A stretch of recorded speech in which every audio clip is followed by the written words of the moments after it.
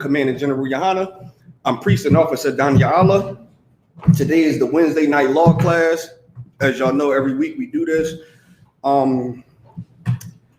We go into the law of the Bible, get into my topic. But before I do that, if anyone have any questions, you can ask them.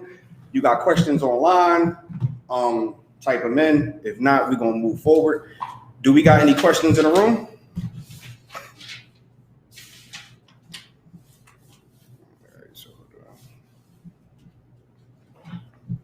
No questions in the room. All right, so I got a question for y'all. All right, so what is faith? Today's topic is going to be about faith. You know, faith is a word that gets tossed around a lot by many different people, many different religions, organizations. Faith is a word that gets tossed around a lot, and that's a word like many other words that people really don't know the meaning. Oftentimes, people meanings and understandings and definition of things is based off of, you know, common knowledge of what the world say. Like you got some people who would never look up a definition to anything, but they would know what a definition is based off of what they hear other people say. And then in most cases, it don't even be correct. So I'm a open the floor and ask, what is faith?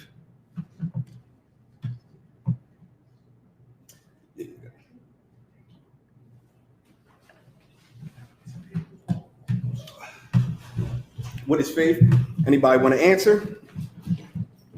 Let me make sure we up. Are we on YouTube or just on Facebook today? On both, sir. Are we on both? All right, most on Christ.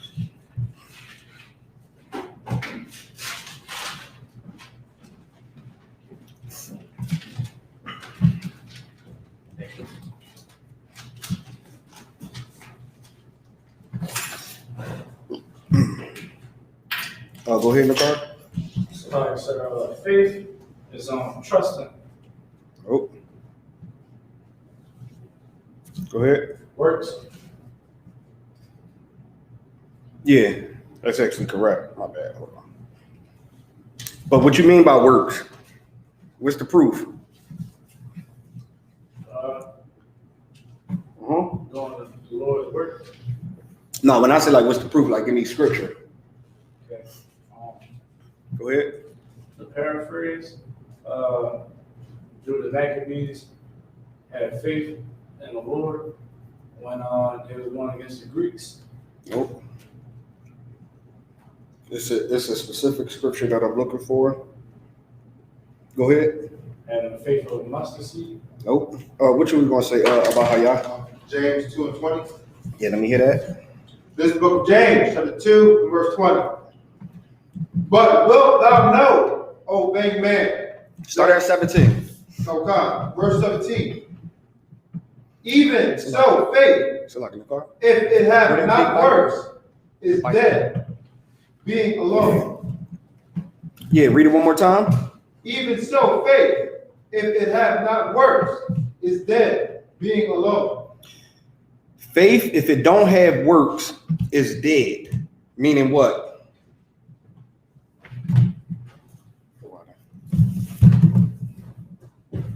Meaning what? If faith don't have works, it's dead. It's like Nakar say, how do you show you have faith? Otherwise, faith. Slow it. If you only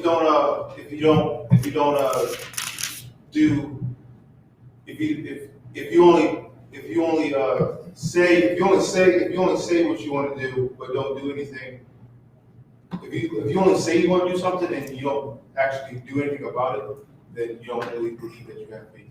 Right. Can you give a better example, right? How do you know a basketball player, have faith in his game? Because he's like Kobe Bryant, for example. Kobe Bryant is up 6:30 in the morning before anybody else is up in the gym practicing. You got some of the greats, Floyd Mayweather, You know, he's in the gym, he's training 2-3 times a day, versus some people who train once and they do it just to do it. That's somebody who really don't have faith in what they, you know, say they had faith in because of the work that they put in. So you switch it over to, how do you know somebody got faith in the Most High? By their works. So you know you got faith in the Most High by your works. Meaning what? By your works meaning what? Go ahead. You know, keeping the law, statutes, and commandments. That's correct. Keeping the law, statutes, and commandment. And real quick, get me 1 John, I believe it's the 2nd chapter, where it say that he that say he love his brother, he that say he love the Most High, but hated his brother is a liar. You remember that one? I think it's John.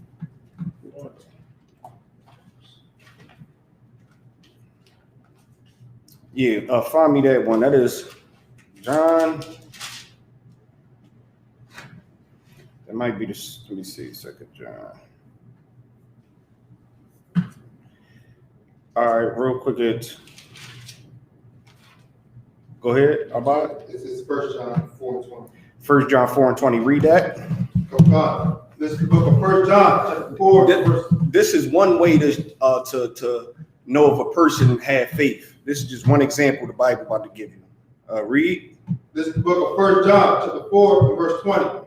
If a man say, I love God, and hateth his brother, he is a liar. If a man say he love God but hate his brother.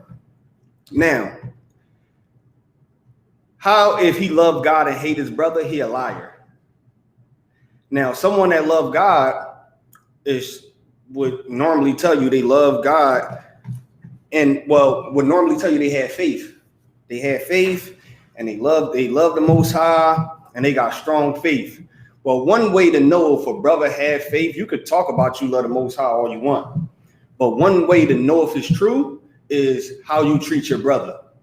So how can you, how a person that love God but hate his brother is considered a liar? But they love God though, but they hate their brother. Christ said the law hang on these 2 commandments. First, love thy God with all thy heart, mind, and soul, and then love thy brother. Neighbor as thyself. Right, love thy brother, which is a law. Love your brother is a law. So if you hate your brother, it means you breaking the law. Which means what? You have no faith because your works show otherwise. You got an issue with your brother, it's best to go to him, talk it out, you know, hope the brother hear you. You know, y'all can come to some type of agree. You're going to do whatever you can to make sure you and your brother don't have no type of issue with no beef.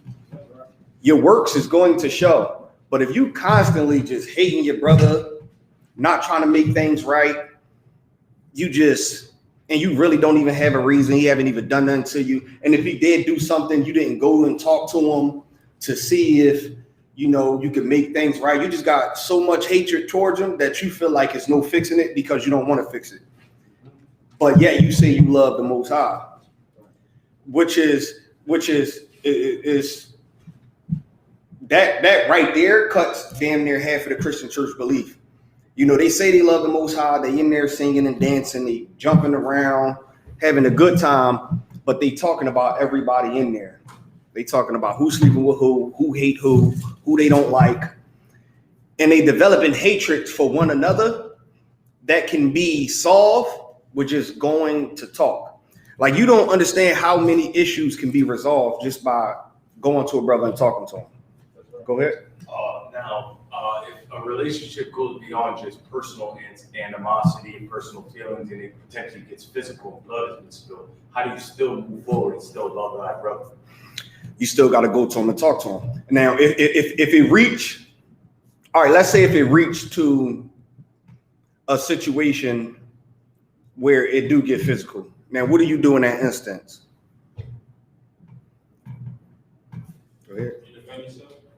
No, let's say if y'all went through it, fought and everything, and it's past that, and now y'all is, I just got into a rumble with such and such. We was just getting it in. Man, I hate him. How can you repair that? Go ahead. So reaching out to the brother.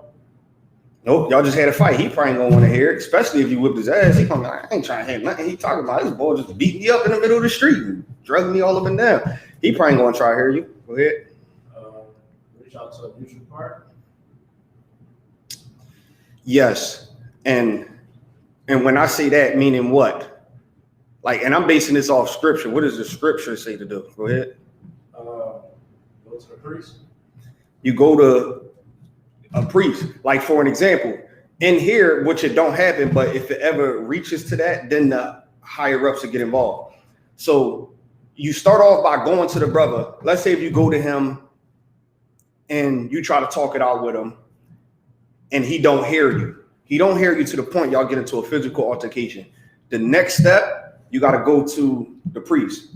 You got to go to someone with authority over both of you, who's going to sit both of y'all down and have a council, find out what happened, who started what. Once he bring down the judgment on that, let's say if one of them don't hear it, then what's the next step? What's the next step after that? Go ahead. You go to the church, the whole congregation. Yeah, then everybody in the congregation come together and it's like, okay, we had counsel. These two brothers had altercation. They didn't hear us. So we want the whole school to hear it. So everybody in the school can give their intake on it and have an opinion who was right or who was wrong.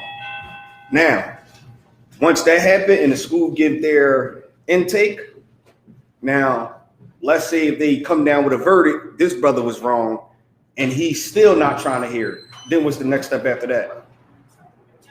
Go ahead. You get kicked out of school. You kick them out of school. That's all. You become, the scriptures say you become a heathen. So you go to the brother, y'all get into a physical altercation or something. Then you go to the higher priest. You go to the people with authority. Once they settle the dispute, if you still don't hear it, you bring the whole school together and let them hear the matter. The school chip in and say, okay, well, we think he was wrong for doing this. They give their input. If the brother's still not trying to hear him, then he just got to get kicked out. He just, scripture say just kick him out. Go ahead. Now, when you say, like, Hey, you're you don't know specifically Christ. talking about loving thy God, potentially hating thy brother. Now, when you're referring to thy brother, is it anyone just affiliated with this particular organization, or brother is anyone that's part of the 12 lost tribes? Brothers, anyone that's a part of the 12 lost tribes or whatnot. Like the laws we keep in here and the protocol we keep in here, we just don't do it in here and then go out there and just a totally different person. What the scriptures call that? The scripture call that eye serving. Meaning when you're around other people who just like you, or you're around people with authority, or you're around people who look up to you, you just this calm, cool, and collected high priest. But then you go out on the street, you smoking, drinking, you punching people in the face, you robbing people. That's an eye serving. You just doing something. Protocols we have in here, if I have a dispute with a brother in here, I will go to him. Just like if I have a dispute with a brother out that's not a part of his organization, I will go to him. So how we do things in here, it don't just teach us to how to act in here, teach us to how to live on an everyday, basis, of everyday life. When you wake up, from what you eat, from what you drink, from what you wear, from how to conduct yourself when you speaking to people, how to talk to, how to just, talk in front of, like we talked in front of mayors and, senators, and we was on the news a few times and spoke in front of the news. So, it don't just apply just in here, because then that'll just make us hypocrites, to just say, yo, yeah, we do this and we believe in this, but you only see it when you in here. Like a ton of people who, seen us out. A lot of people notice us. We be in regular street clothes, no headband, we just out regular street clothes. But how we conduct ourselves, we'll be in a bar or something, or just chilling somewhere, walking in the mall, and people always and be like, oh, I know who y'all is. Y'all such and such. Just how we conduct ourselves. Now, okay, y'all move just like the brothers down there on 69th Street. Oh, y'all are? Okay. I figured it. So how we conduct ourselves in here, we do it out there, and people notice it all over. You know, people notice it all over. So yeah, so basically you go to a brother, he's still not trying to hear you. You get someone involved. And it's like that even in, you know, Esau court system, you know, the so-called white man court system. You have a dispute with some brother, he, you know, hurt you or something, he do something to you, you get into a dispute, you take him to court, the judge hear it out, whatnot. Sometimes they get a jury to come in and hear the matter if you don't want the judge and all that. So, and whatever the verdict is, you either take it or you go into jail. And then they base that system off of the Bible. They just switched up a few things, you know, a few things in it, but it's, you know, it's just the same thing, you know. So every relationship can be repaired, but that don't necessarily mean that, you know, like for an example, a brother, he keeps stealing from you or something, and you go to the brother, talk to the brother about it, y'all handle the dispute, and he just keep stealing from you. Now, you don't have to be around him, you know, even though y'all, it's no beef, he stole from me.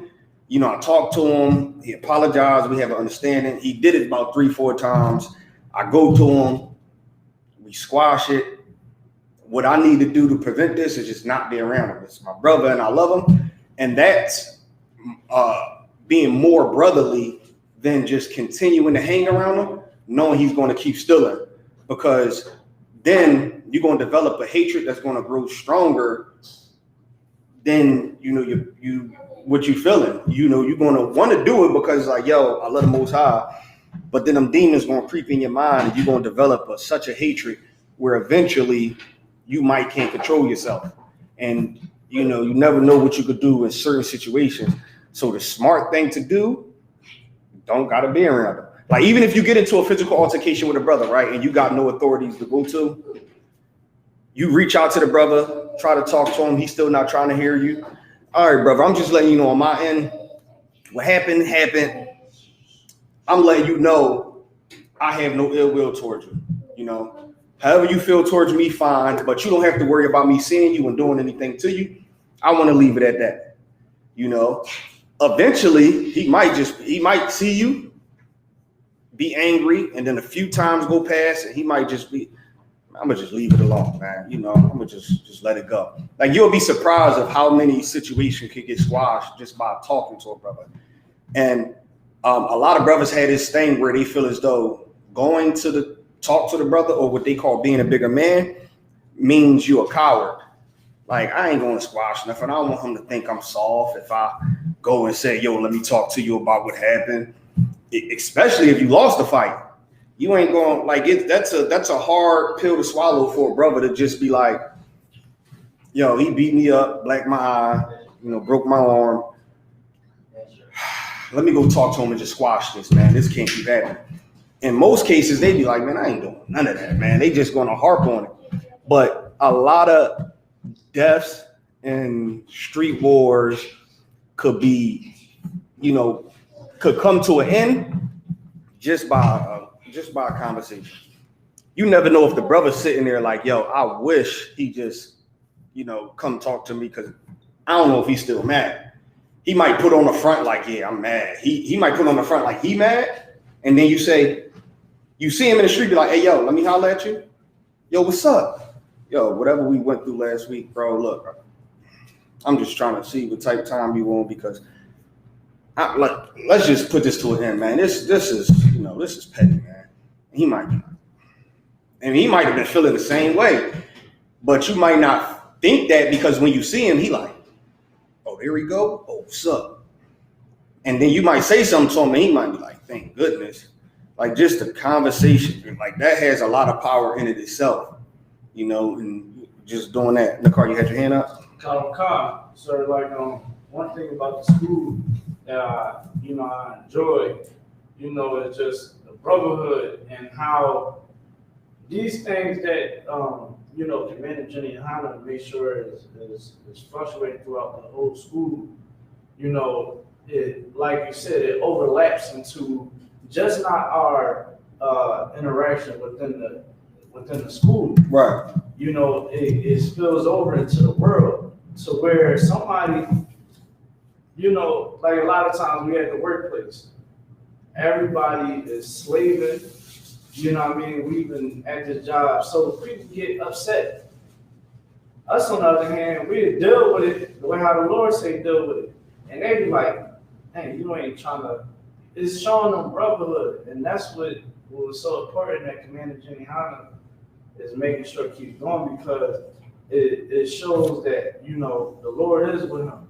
And what Christ saying, with everything that Christ said in the Bible is 100% correct. Like, if we let brotherhood continue, we sit up there and we show that brotherhood and sisterhood to one another, we won't have to, like, in here, you don't hear us killing one another or killing somebody out on the street, because we keeping these laws, statutes, and commands. So the more and more we push this truth, and more we show the brotherhood and keeping this truth rolling, everybody else in the world, they're going to start understanding, and this is what's going to keep us out of going and filling up these prison systems.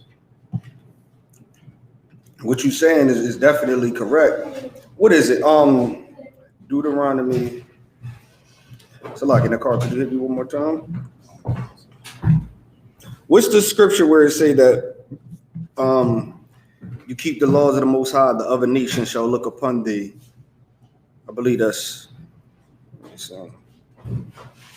6.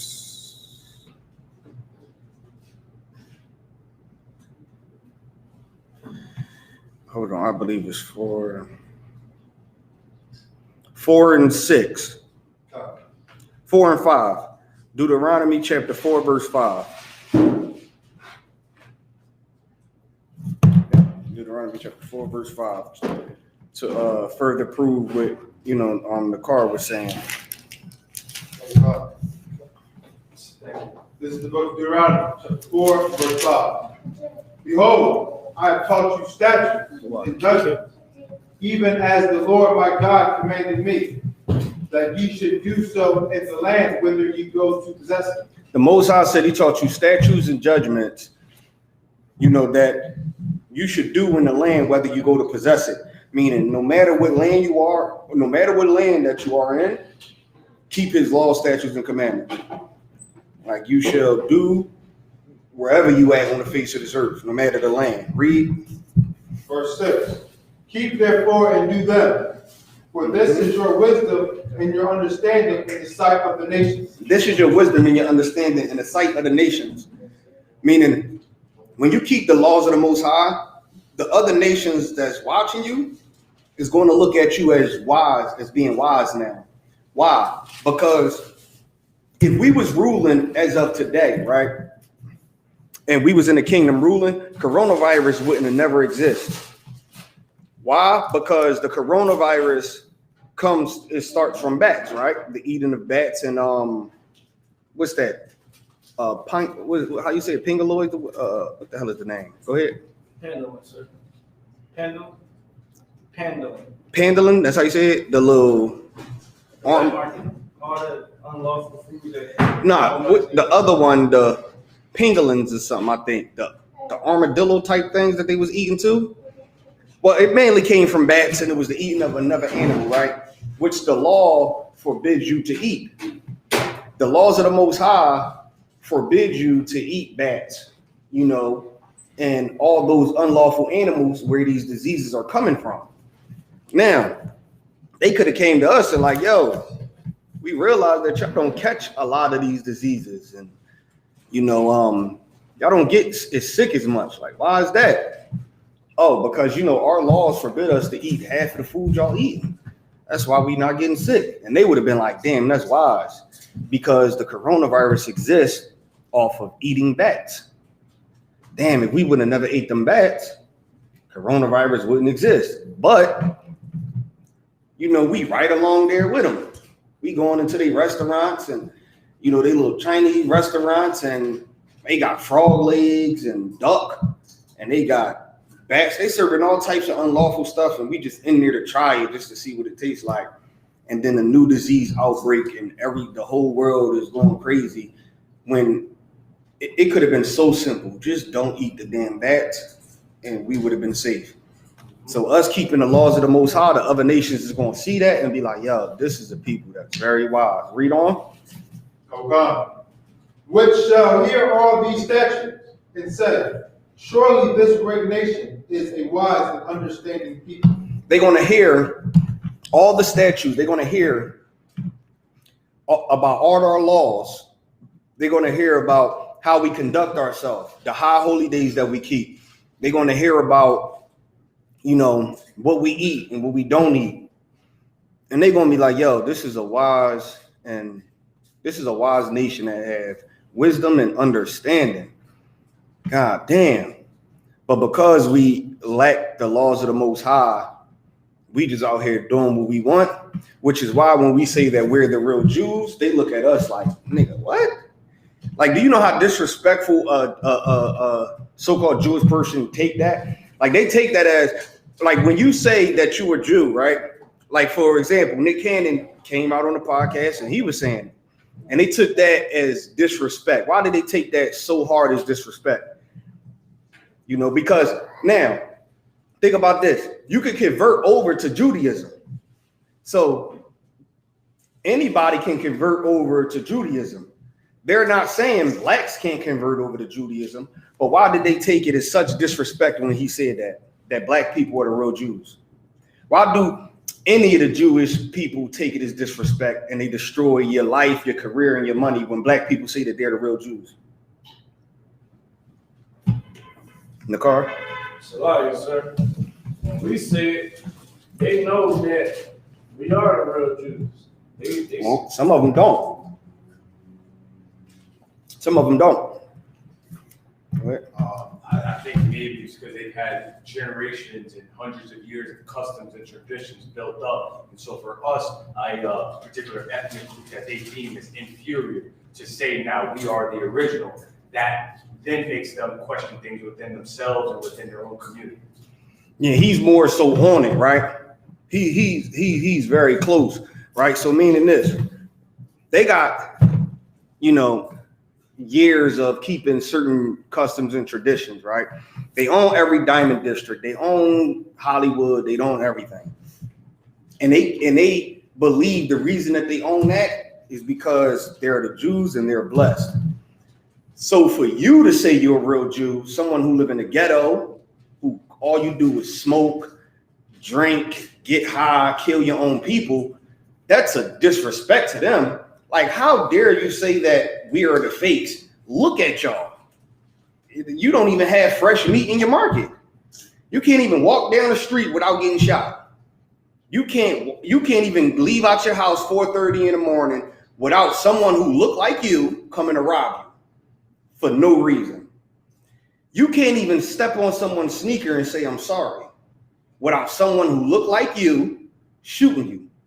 You can't be in the club having a good time with expensive stuff on with someone who look like you waiting for you outside of the club to take what you have and possibly kill you.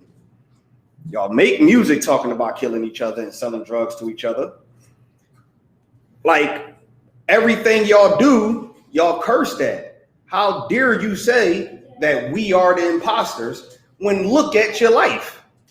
They take that as disrespect, like, you the real Jew. Negro, what? Do you see how your people living? Y'all can't be the real Jews. So to say that is disrespectful when Nick Cannon can convert over to Judaism and they accept them. But to say, nah, y'all the imposters, y'all ain't the real Jews. They always, go back to look at your condition. Look at your neighborhood. Look at the Section 8, the welfare that you on. Look at all the kids you got. You got 5 baby daddies. Mind you, they a bunch of millionaires that's in the club and they having a good time. Nobody getting shot. They having their own little, not even in the club, they having their own little get-togethers where it's a bunch of Jewish people in there talking about business, bunch of million and billionaires in there, and they having a good time. No fights, nobody arguing, nobody's dying. But meanwhile, when we have little get-togethers, family reunions, family cookouts, it's a fight. Somebody's going to talk about what you did last Thanksgiving and how they didn't appreciate it. And somebody's going to talk about how you were sleeping with such and such husband. And at a time where it's supposed to be loving and thankful and caring, y'all going to be in there fighting. You at a club, popping bottles, having fun, and somebody shoot the club. Like, y'all can't do nothing, but you're a Jew? That is very disrespectful. You had your hand up in the car? Come, sir. And everything that you just said, you know, the condition that we under, sir, you know, that's the very evidence that we are Israel. Because all those curses that they be saying they had, it all lines up to what, you know, the Lord said will happen in the last days. Mm-hmm. With the signs that it will be of us, the 12 tribes, when we are in captivity. You know, we would be sold into our enemies and sent overseas with ships.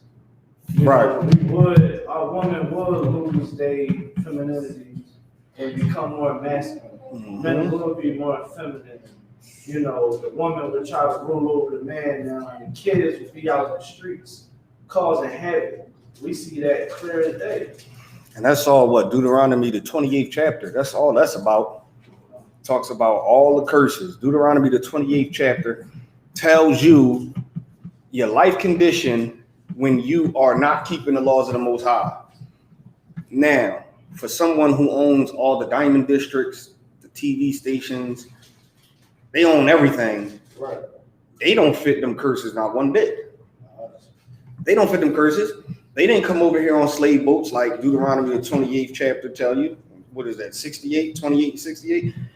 Coming over here on the slave boats. They don't tell you, you know, they don't fit the yoke of iron and all that. They try to go off for the goddamn Holocaust that they say that they didn't went through, you know, of Hitler getting tired of the oppression that, you know, they was putting him and his people through.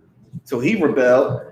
What they say, what, like 6 million or something died or something? That's not no damn Holocaust compared to the 99 million. And I don't even think people realize when we say 99 million, right? This is what a lot of people don't realize. We say 99 million people died in slavery. That's just the transfer from Africa to the United States. That's not even the total number. Like 99 million is a boat ride of how many of us died. Like that's just all. That's just boat rides, boats back and forth from Africa over here. 99 million of us died. And that's not even the lynching, the setting on fire. You know, that's not including them cutting the babies out the stomach. Like 99 million is not the actual number. It's way more than that. But yet, you know, you got people who rebel because you was goddamn starving them to death. And like, come on, man, you can't call that no goddamn Holocaust. The real Holocaust is the slavery that blacks, Hispanics, and Native American Indians went through. That's the real Holocaust. You got your hand up? If I could, sir, the Holocaust only lasted for what, no more than 6 years?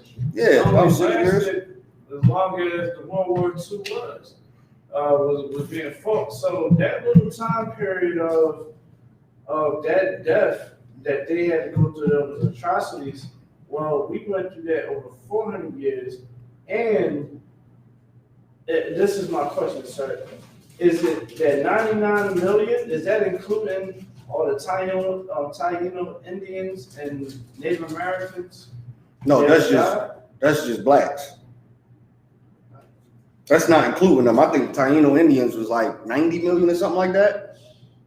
Like the numbers is like skyrocket, like it's unbelievable. And then once again, that's just captivity. We talking about from the transatlantic slave trade. We're not talking about the Babylonian captivity. We're not talking about the Roman captivity. We're not talking about 70 AD where they starved us and made us eat our leather belts because leather is made out of, you know, cow and all that, and leather sandals. We're not talking about that when they starved us and women was eating their babies so they don't have to go through the torture that these, you know, Romans was coming to put them through. We're not talking about that. We're just talking about this. Like it's a whole history of, you know, captivities that we done been through, that they don't fit. You know, they don't fit. And oh, go ahead. You about to say something? Yeah, Deuteronomy 28 is like justification for why we're currently in the condition that we are, correct? Mm-hmm. So is it specific actions that we did that ultimately led to this, and it states that in the Bible? States it in the Bible. It tells you we're gonna come over here on ships. It tells you we're gonna put the yoke of iron gonna be on our neck. It tells you a nation gonna rule over you that come from afar. You know that have no land or whatnot. Go ahead. If I could, sir, it also explains how we will be sold into our keyword enemies. Right. We'll be sold into our enemies. So when people, they try to come against the school, come against the men of GEN.YAHANNA and the soldiers and I.S.U.P.K. Oh well, you saying that the white man is the devil when we just saying he's the deceiver and a liar, of the world. And when it comes to who our enemies are, it said that you'll be sold into your enemies. That was the Lord's words. So when we saying that we sold into our enemies, you understand? Now we gotta understand that, all right, we have an enemy on this earth. And who is it? You know what I'm saying? It's like, who is our enemy, sir? You know what I mean? Mm-hmm. Right. Let's get a few. Let's get a few. Give me Deuteronomy chapter 28. Let's start at let's start at 15. Is it 15? Yeah, start at 15. And is there any questions in the room before I move on? What you about to say? Like, sir, if we could, is it possible we can start at verse 1? Yeah, we can start at 1. Yeah, let's start at 1. And then we can 1, we could read. Let's read 1, and then we could drop the 15. Any questions before we move on? Anybody got any questions? Not, no questions online. You can move on. Oh, no questions? All right, go ahead. Come. We're in the book of Deuteronomy, chapter 28, and verse 1. And it shall come to pass, if thou shalt hearken diligently unto the voice of the Lord thy God, to observe and to do all his commandments, which is a key word, right? And shall do all his commandments, not some, not half, not keep it to the best of your ability. What the Christian church like to teach. We all fall short. God knows my heart. I'm trying my best. Trying your best is not good according to the Most High. He don't want you to try your best. What do the Most High want you to do? Be great like the Father that's in heaven is great. Be perfect, what the scripture said. He wants you to be perfect. Perfect as in keeping his law, statutes, and commandments. Like not perfect in everything you do, because it's not meaning you got to score 100 on a test every time. Like anything you do in life, you got to be perfect. Now, anything he tells you to do, he wants you to be perfect in. He wants you to keep his law, statutes, and commandment and be perfect at it, just like the Father in heaven is perfect. There is not one law in the Bible that's impossible to do. Now, one law in the Bible that's impossible to keep. He wants you to keep all the laws, and he wants you to be perfect. Now, coming into the truth, there will be a struggle. And he does say that. It's a totally understandable thing that there will be a struggle of you getting rid of some of the demons and bad habits that you once had.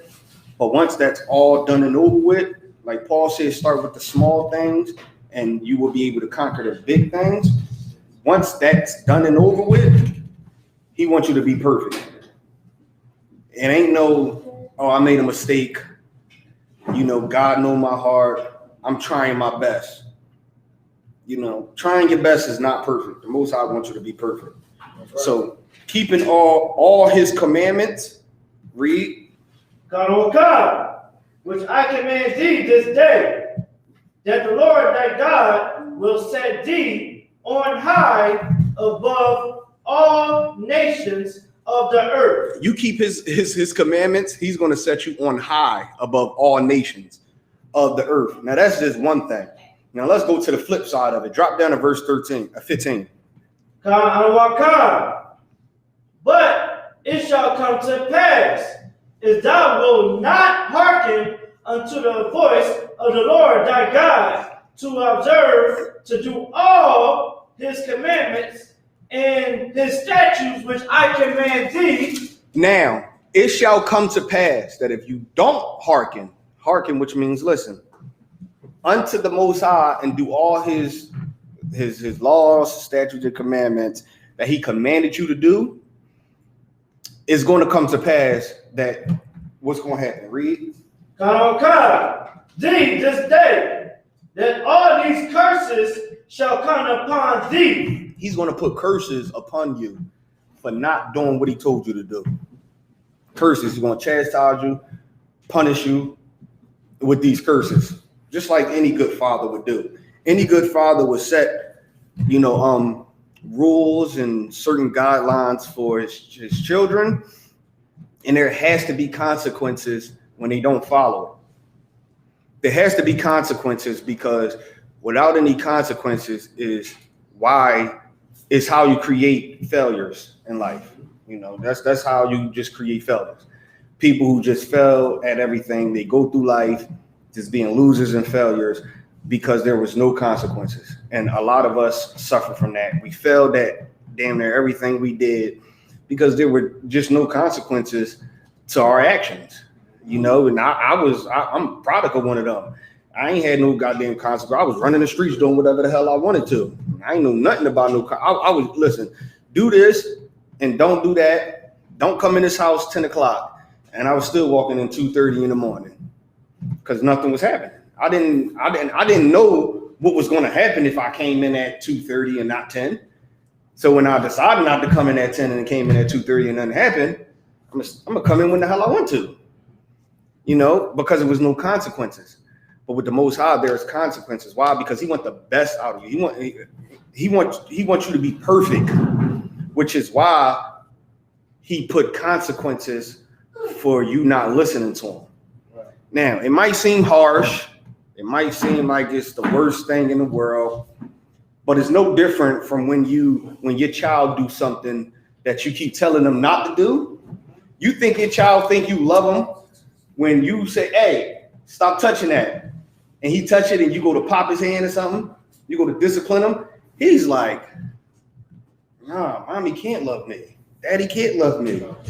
He just hit me. It hurts.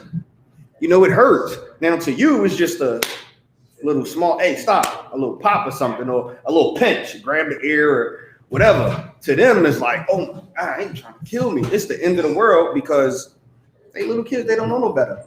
So when the Most High put these curses on us, and when he punished us for not listening to him, it seemed like it's a harsh thing. Like, what? He's sending us into slavery? He did what? For not listening? But if you understand all the things that he did for us, just to, like, you doing so much for someone and they just still turn around and just spit in your face. If you ever been through that, and I'm not the Most High, I don't know how you feel, but I know how I would feel if I was in that position. Now he might, I don't know what he feel, but I'm just speaking for me personally. So like, Nakai, had his hand up first. If I could, so that's why Christ, he wanted to show the relationship between us and the Lord. He referred to the Lord as our Father. Because what the Most High did, not to cut you off, what do he do? Like any good parent, you got a rebellious child that's not listening. Okay, you want to do what you want? Get out. Bye. You grown, right? You got this, right? I told you what to do and what not to do, and you seem to can't listen. Bye. You want to keep hanging with them niggas on the corner? Go see if you can live with one of them now. You want to follow after them? Go see if you can live with one of them now. What the Most High do? Oh, y'all don't want to listen? Bye. Oh, y'all want to be Africans and want to be following after the Chinese and the Japanese. Okay, go live with them now. And whatever happens, happens. Bye. And what your parents say? Get out, go live with them. When you end up in jail, don't call me. You better not call my phone when you get locked up, because I told you so. With the Most High, when you go live amongst them and they treat you like trash, don't call me. I'm not going to hear you. When you call me to come deliver you, I'm not going to hear you, because for so long I told you to stop and you still did it. So because you don't want to listen, get out. With the Most High did. Christ had to come. Look, Pop, like you got that one sibling that be like, come on, man, just give him another shot, man. Come on, man, just look. All right, listen, just hear me out and make a good case. And your parent will be like, okay, all right, look, I'm gonna give him another chance to get right. Another chance to get right. But listen, I'm telling you, all right, look, put it on me. Put it on, I'm gonna watch after him, I'm gonna get him right. Everything falls on me. Whatever he do, it falls on me. That's Christ. You know, Christ. Look, listen, Lord, look, we got to repair this, man. I know you threw them away. You kicked them out of the garden or whatnot. I know they, you cast them out of the land. But look, just what do I got to do to repair this? Christ became the mediator. Go ahead. Salaki, finish your point. Like everything that you're saying is so heavy. That's why, man, this school is so important, so that we know how to keep these laws, statutes, and commands, so that our main objective is to show the Lord that we worthy to being redeemed. All of the the condition that we in, being under our enemy, because we still are in their kingdom. We never regained this kingdom back. We still under this kingdom. Our main objective is to keep these laws. You know what I mean? So we can be we see the fruit of on the other side of verse 15. You know what I mean? Getting all the blessings and all that. Instead of getting, like, as you read, all the curses is from 16 all the way to 68. All the good stuff is like, look, man, you get this and that. It is only literally 14 scriptures. It's just like, look, you're going to be great. Don't worry about it. But when you do wrong, it goes into depth. And it's like we bust our behinds so that we can get to the point of, all right, Christ come back. Now he got all the crowns of all of our enemies. Mm-hmm. Now it's heaven on earth now. We're going to establish the kingdom here.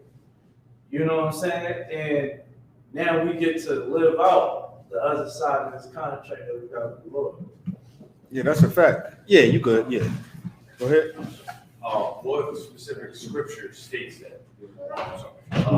Specific scripture states that. It's like he said, if we live by certain guidelines and proper protocols, we'll be beneficiaries of certain things. Like what? Deuteronomy specifically. Let's go back to chapter 28. Let's start at 2. Chapter. Go ahead. Chapter 13, verse 2. No, 28, verse 2. Yeah, that's what we about to. And still Deuteronomy. We read verse 1. We just about to continue on. Let's continue on let's start at verse 2. Come.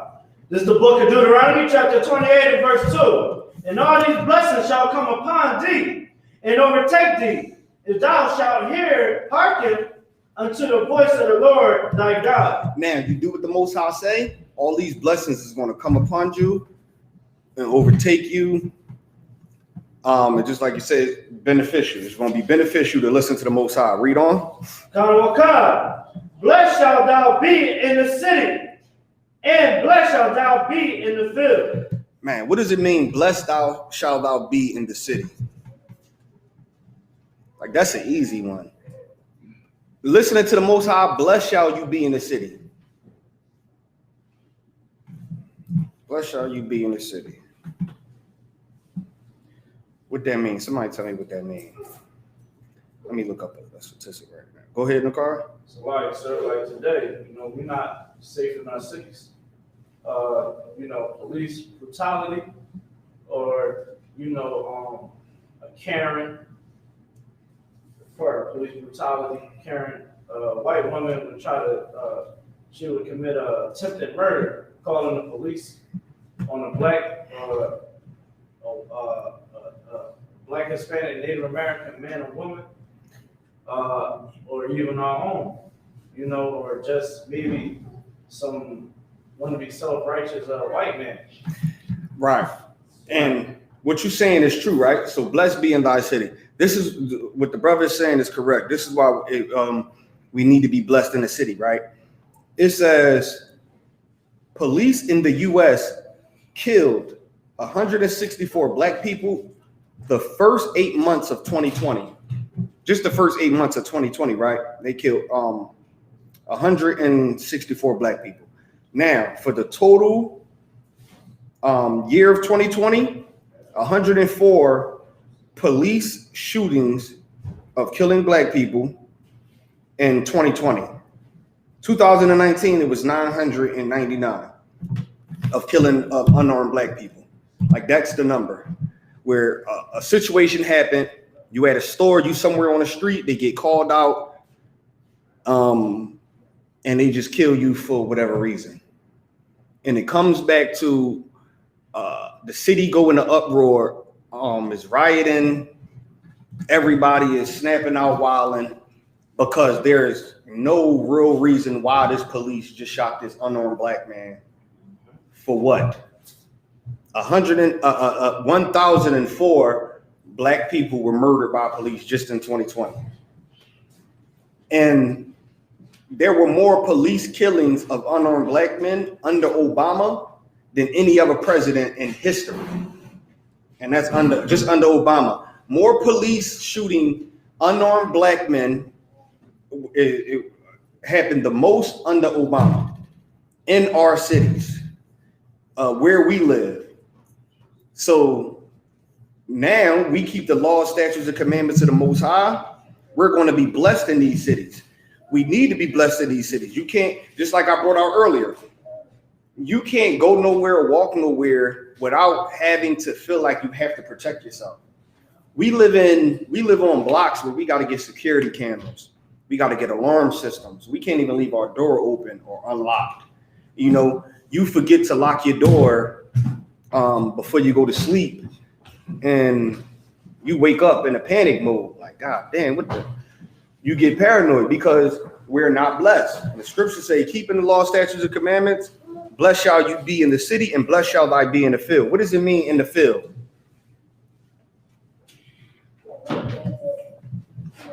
Abahaya? Is that like your crops? Mm-hmm. Blessed shall thou be in the field, which is like your crops, right? Which I never understood this, right?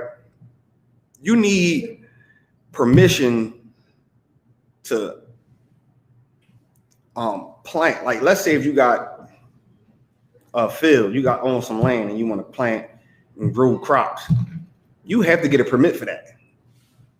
Like, you have to get a permit. Not getting a permit comes with consequences. I seen this article, right, where this guy created this machine that captures rainwater, filters it, and he was using it as drinking water, washing up, and everything, right? That's how he was getting his water. He created a machine that filtered the water, purify it, so he's able to wash up, bathe in it, and drink it and not get sick. The police in his city found out, came, took it, and arrested him for it because they said he didn't get permission or the proper certification to do something like that. And it's rain that just falls out the sky. He suffered consequences for doing something like that. Let you go buy some land and start planting in it. Start planting crops in it. There comes consequences behind that. Go ahead. And if I could know that, just to what you're saying is episode, because I remember the school reported out, you know, we was breaking it down on just even the seeds. You gotta turn in all those seeds that you harvest. You gotta turn in those seeds, and then it's like you gotta exchange the seeds and plant the seeds that they give you. Yeah, it's so many rules and regulations to it, but you don't it's it's almost like you don't understand why. Like why it comes with so many rules and regulations to where, you know, I gotta get permission to go plant something, to grow food so I can eat. I gotta get permission to capture water so I can drink. You doing anything, even if it's coming from like a creek or a lake or something, you gotta like a pipeline running from like a somewhere like a creek or a lake or somewhere you getting water from without Salakia, without getting permission. There's consequences behind that. You can't be blessed doing that. Like the only way you can get away with something like that is because you blessed.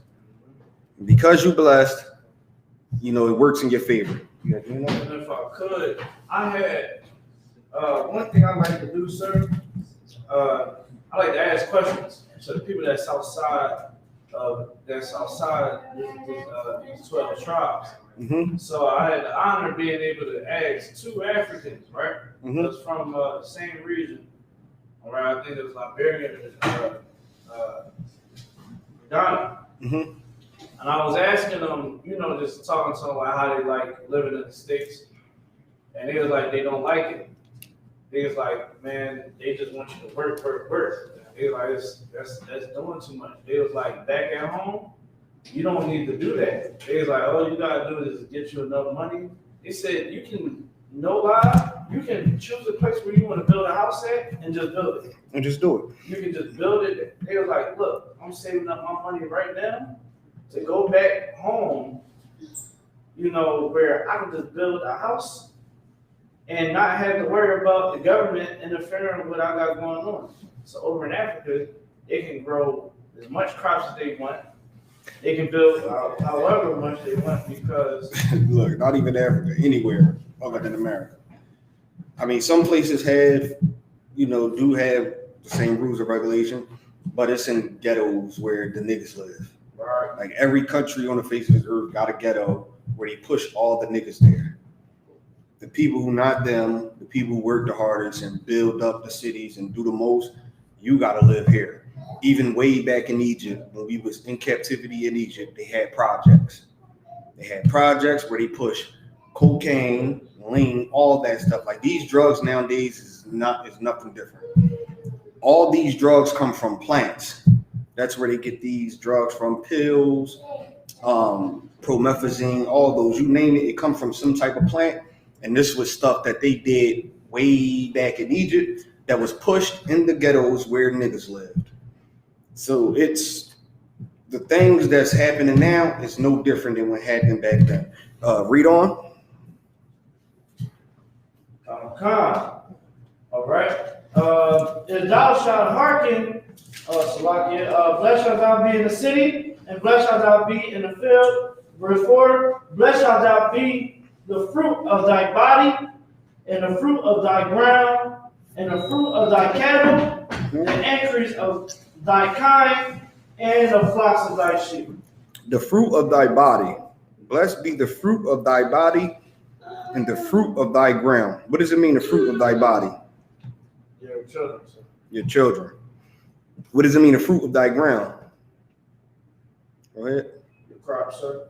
Your crops. And what was the next? Increase thy kin in the flocks of thy sheep. Of course, that's talking about, you know, your animals. And read on after that. And the flocks of thy sheep. Verse 5, blessed shalt thou be thy basket and thy store. What is that talking about? Blessed shall thou be thy basket and thy store. What is that talking about? The basket and thy store. Blessed shall be thy basket and thy store. Is that like the merchandise? Yeah, meaning what? Like, how can it be blessed? All right, what's the basket? Go ahead. You collecting everything you own. Nope. A little different. Go ahead. Just a guess, but is it a particular store or a business venture that you might try to enter into?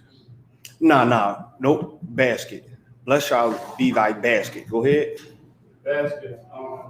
Meaning that your gatherings, What kind of gatherings? your products, whatever you selling, like Nope. you selling crops. Nope. Go ahead. Is it money? Nope.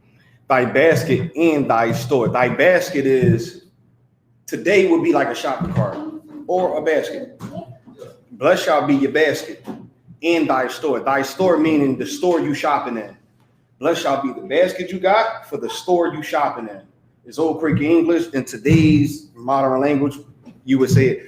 Blessed shall be the shopping cart and the store you shopping in.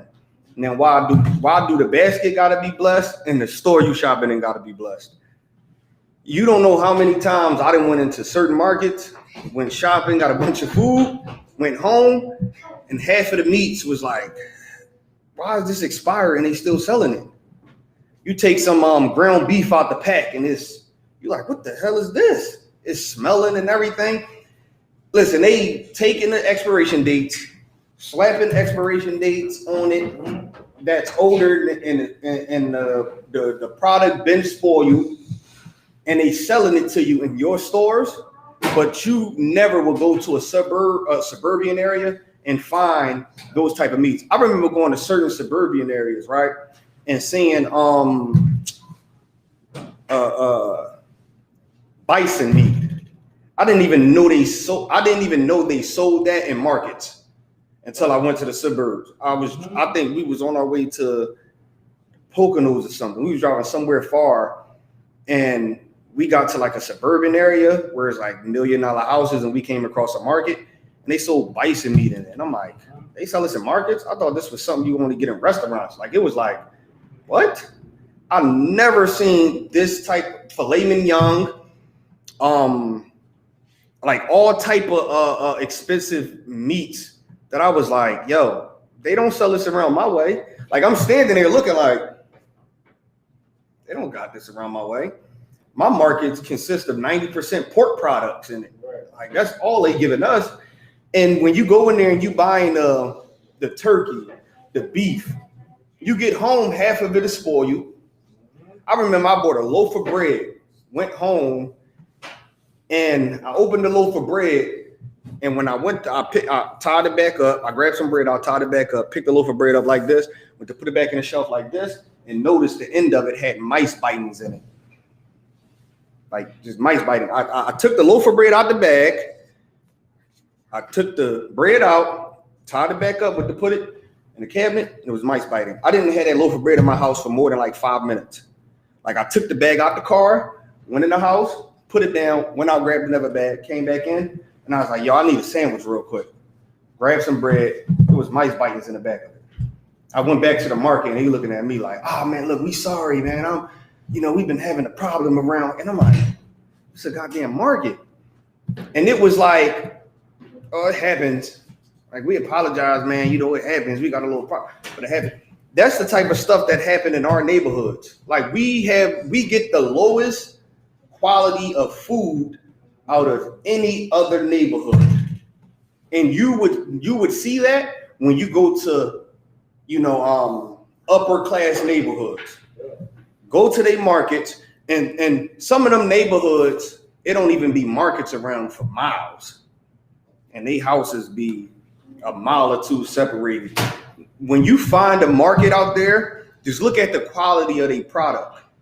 They shelves is always stocked. They never running out. It's everything about their store is just, it's just lovely. And they looking at you like, yo, what are you doing out here, nigga? Like, what is this? What is he doing out here? And the quality food we got in our neighborhoods is horrible. It's very horrible. They changing the expiration dates on it. They got the little sticker gun where they can put the expiration date on it, and they like, yo, this was old like a week ago. We probably got another 2 weeks in it. Just slap it out, cut it half price. And another thing, real quick too, I remember going into a GNC. Buying some protein product, and he was like, "Hey man, look, everything on this shelf is it's half price. We got everything half off." And I'm like, "All right, for real?" And I'm looking at the product, and half of their store product was like 6 months past due. And I'm like, yo, you sure this stuff is good? Like, this stuff is like 6 months old. And he like, they ain't giving us new product until we sell this. That's why we got to cut the price down. And I'm like, what? And he like, yeah, until this stuff move, they not giving us new product. Like, that's just, you know, how it works. They're not going to restock us until we sell all this. And I'm like, yo, y'all going to get somebody sick and get a lawsuit. But that's the type of stuff we have to deal with. Our basket is not blessed. Our stores is not blessed. So we dealing with the lowest of the lowest quality of everything. You had your hand up in the back, brother? Yeah, I was just trying to comment on when you talk about the market. Even when you ask the manager, like, why they sell this and not like the more expensive or the more healthy thing, they'll say something like, oh, it's because it don't sell down there. So not knowing that, I know a lot of people, like my brother, she'll travel all the way up East Bubble for something healthy. So that's just a lot of poor excuses that they'll give us, like, Yeah. oh, it's not selling down there, or it won't sell in this store, it don't move it like that around there. Yeah, because it's like, yo, they ain't making that much money down there in the hood. Let's give them these type of meats. Sell it for like $10. They're going to be happy with it. Yeah, it's going to go bad in 3 days. They're going to just have to cook it tonight. And that's what's going to happen. Well, sir, if I could, you know, I used to work in the beef industry, the slaughterhouse that I worked at was the #1 producer on the East Coast, right? So I was seeing the meat that was going out, and I seen the location they were going. They were going to the more prestige areas. You know what I mean? It wasn't like, we're talking about farm cuts of beef. I'm saying like the top of the top, you know, Angus beef, all the sirloin and all that. And when I go into a market, now I had the knowledge of, because I've been working with beef for so long, I'm like, Right. This is bull crap. Right. It's bull crap. I'm like, who is gonna like beef shoulders and all that, those cuts? Hey, is literally like, that's not the best part of the steak. You know what I'm saying? Like, you getting the bare minimum. You know what I'm saying? Chicken feet and pig feet. Like, we getting the bare minimum, but like you said, we go out in the suburbs, you ain't never see a tomahawk steak in the hood. Right. I was like, ribs, like real ribs, and you getting like the meat is still tender in the plastic. You ain't even gotta soak it and let it sit. That meat come out the packet tender. You like, damn, it's some tender meat. You pick it up, it's falling off the bone and everything. Let's finish this scripture, and then we're gonna jump down. God, blessed shalt thou be when thou comest in, and blessed shalt thou be when goeth out. Blessed shall you be when you cometh in, and blessed shall you be when you go about. Blessed shall you be when you coming in and go about is talking about what? Your home. And you need that. Blessed when you come in your home. You come in your home, there's no problems. Problems as in what? Go ahead. Your wife. Your wife, and what else? Go ahead. Children. Oh, well, yeah, children. You gonna say children? God. And what else? Because those things be problems. But what is the number one? What is the few problems that's rough? The car, Utilities. your bills. Go ahead. Landlord. Huh? Landlord. You gonna say something? Oh, he said. Yeah. Blessed be all that. Like, you don't know. First of all, you come in from a long day of work, of your boss down your throat for no reason, stressing you the hell out. Then you come in to a bill that you gotta pay. The bill is just outrageous, and you don't have the money. Your boss giving you a hard time. You don't even know if you're gonna be there long. And then you come home and it's more problems. Just to get up and go out to more problems. And then for you to come in to more problems. That is a horrible thing to deal with, that only Negroes in the hood know what that is like. Not saying that other nations don't go through it, but they damn sure don't go through it at the rate that we go through it. You know, we go to these, you know, jobs with masters and all type of degrees, and we perfect for it, and they still won't give it to us. And you want to brink like, yo, I need to find something quick because these bills ain't gonna pay itself. My landlord ain't trying to hear, yo, the jobs ain't calling me back. They not gonna be understanding. He gonna be like, I mean, what you want me to tell you? I mean, they ain't calling you back. Look harder. They is not going to try to work with you. They damn near mad as hell because of the coronavirus. They put the no eviction law in place. They pissed off at that. Them landlords is pissed off, and watch when they lift that law up, how many evictions is going to happen. Like if anybody familiar with right there at like Front and Spring Garden under the L, it's a bunch of tents. Even right there, it's around like Center City near I want to say like 19th and Spring Garden, around that area. It's a whole park near the Rocky Steps, near that museum.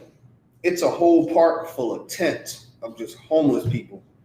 That's what the hood going to look like when they lift that law. Them landlords, they know you getting them stimulus checks, and they know you getting the PUA, unemployment. They know you getting all that, and you still not paying your rent because the stimulus checks and PUA is not enough to cover your rent. But they don't care. They still want your money. They not trying to hear, let me give you half. They want it all. And the fact that the money that you are getting is not enough, you gotta go. Some landlords is not trying to hear. They is pissed off that there's a no eviction law in place right now. And watch the rate of eviction and homeless people skyrocket when they lift it. And I believe it's over like March, like the end of March or something. Go ahead. They just lifted the PICO. PICO had a hold on it. Ooh. And they just sent me a letter. They just sent me a letter saying that they're going to be able to start cutting people off that's back pay on it. I was like, dang. That's rough. That's rough. A lot of people gonna get them letters. Yeah, man. I know you've been enjoying, you know, your lights on now, but it ain't gonna be funny in a week. Where my money? That's what the letter gonna be. Yo, where my money? They gonna get straight hood on you. Hey, player. I mean, you've been enjoying them lights, player. You've been enjoying that you know that PS4. We looking at your usage rate. I mean, we've been monitoring that meter out back. You know what I mean, my man, you got 3 laptops and all that. Let's see how fun your household gonna be when we get a hold of that. Like they gonna come straight at you raw and uncut because you not blessed going out and you not blessed coming in. Go ahead. I'll be surprised if they don't start putting a Cash App symbol on them. Yeah, like, hey, look, Cash App is if you got to play, y'all. Man, look, this Cash App is send us something. You know, they lifted that law. It's a wrap. You know, first thing in the morning. I remember I came out one morning and seen PICO on somebody's roof. They on somebody's roof just cutting the wires. Clip, clip. I'm like, damn, they got them. Let's jump down to verse 35. Oh God. Verse 35. The Lord shall smite thee in the knees and in the legs. He shall smite you in the knees and in the legs. Read on. Oh God. With a sore botch that cannot be healed. From the sole of thy foot unto the top of thy head. He gonna smite you in your knees and in your legs, and with the sore botch that can't be healed, from your feet to your head. You're gonna work so much, and you're gonna deal with knee problems, back problems, feet problems. You're gonna deal with all type of illnesses, and guess what? You're still gonna get fired for going to the hospital. I got a cousin who went to the hospital. He had like a major illness. went to the hospital and was out for like a week. Brought back a doctor's note, right? Gave it to his boss, and the boss said, "We don't have to accept doctor's notes. I hope you know that. And we can't risk you suffering something else like this again. You know, you got enough call outs already. We're gonna have to let you go." Because he was in the hospital. He went to the union, tried to fight it, and because it was in a contract, they don't have to accept doctor's notes. It was nothing they can do about it. So not even a doctor's note can save you. Like, they want you at work on your last leg, beat down, abused, dealing with all type of pain and illnesses. They want you in there still working. You know, like, they want you at your job, no matter the condition you in. You still got to be there. You know, so, oh, you broke your leg? Like, I can't tell you at how many people at my slave I done seen in there working with cast on. A cast on their hand, a cast on their leg. I've seen one older sister in there with a back brace on. And I'm like, man, and they all say the same thing. I can't afford to miss no more days. I'm not trying to lose my job. It's like, yo, you can walk around with the cast on, then you should be here working. You can move with that cast, you should be here working. Oh, we gonna sit you at a desk. Oh, your back hurt? All right, look, we gonna just sit you at a desk and have you doing, computer work. They're going to find something for you to do. You're gonna be in there. You're gonna be in there in your funeral, in the casket. You know, they gonna, just bring his casket to work. You know, he still got some work to do. Nah. I mean, soon as that funeral over, we understand. I mean, soon as that funeral over, bring his ass right to work. No matter the condition you in, you know, half dead, wheelchair, you just still got to come to work. And real quick too, I know a brother who a brother that worked at my slave. He died. He had like a real bad heart condition, and I believe he had like a heart attack or something and died. Like, he was at work and he died on like his day off, and everybody was like, damn, if he was like, that's when we discovered he was like how sick he really was and his condition, how bad it was. And everybody was saying like, yo, if it was that bad, why was he coming to work? Like, maybe the stress from work kind of speeded up his process. Like, maybe it made it worse. And the job knew about it. Like, then if they knew about it, like, why didn't they at least try to work with him or, help the brother out? And the whole time I'm sitting there thinking like, yo, they don't care. They knew he had a heart problem, knew it was bad, and still worked him until he decided to die on his day off. Like, he wasn't going to, die at work. He died on his day off. Go ahead. What you were saying, that was real true, because I got two supervisors at my job, my white and black, and like I had told one of my supervisors, the white supervisor, tried to tell, I do maintenance, so I tried to tell him like, look, as far as like putting these washers and stuff in, let me give you a few days before I even try to start doing them. Right. Because like the day before I came into work, I had gotten into a little altercation, to where I got pistol whipped and everything. So everything was just stored on me.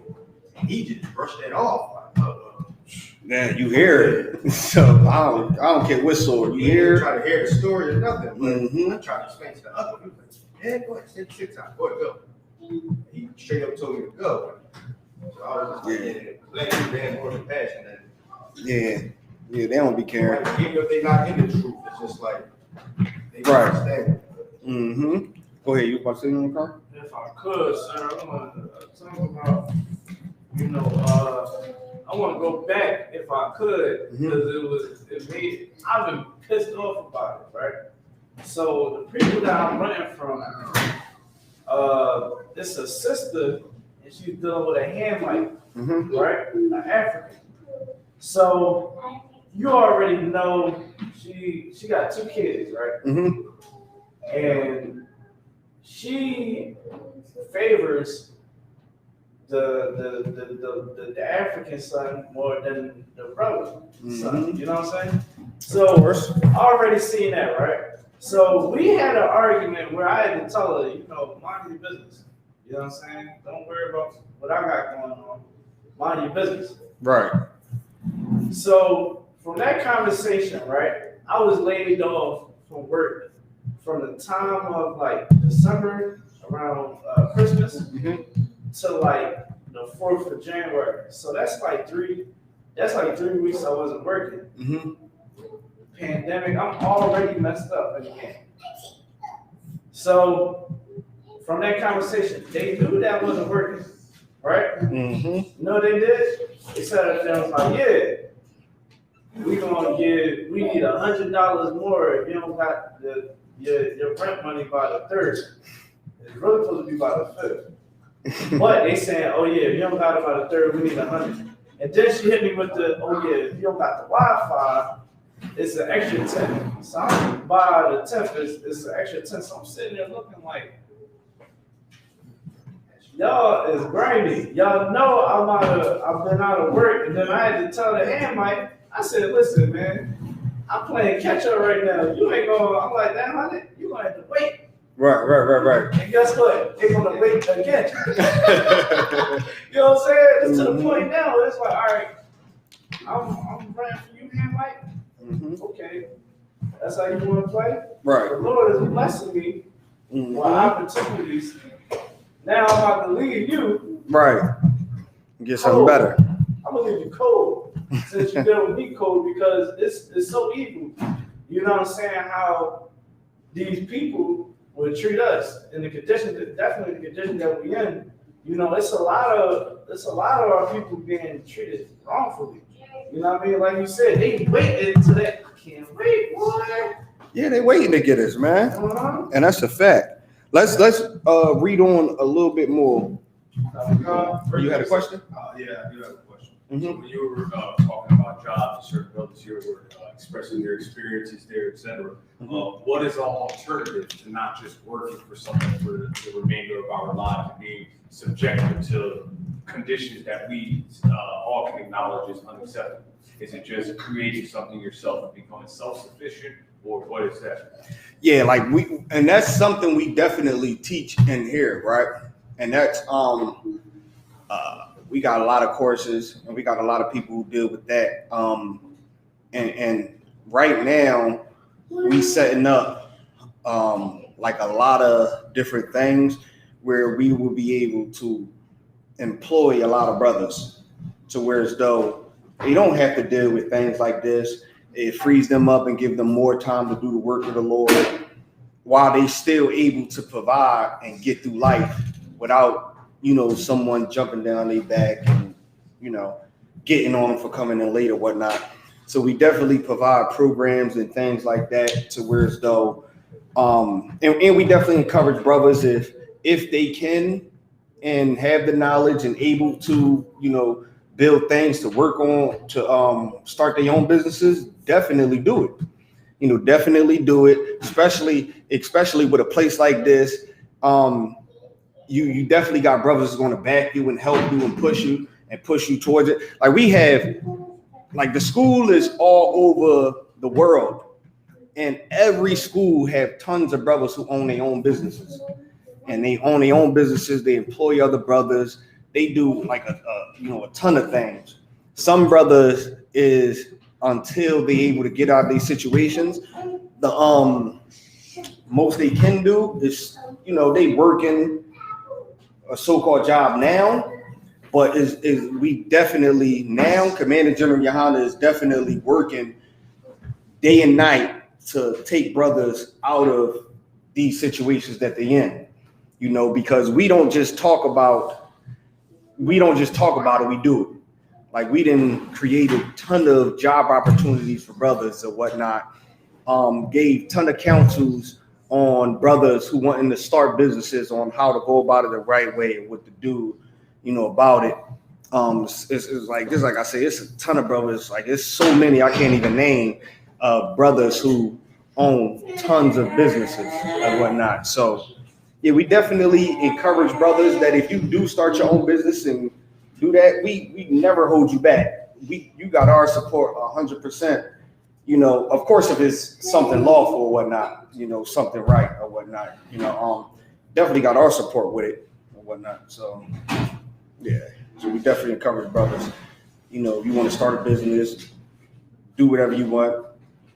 We count a ton of brothers to do it. So, yeah, so we definitely not against starting your own businesses. Because me, myself, is working on 2 of them right now. You know what I mean? And I plan on employing brothers who is, you know, in here and not in the best situation or whatnot. And that's how you build the nation.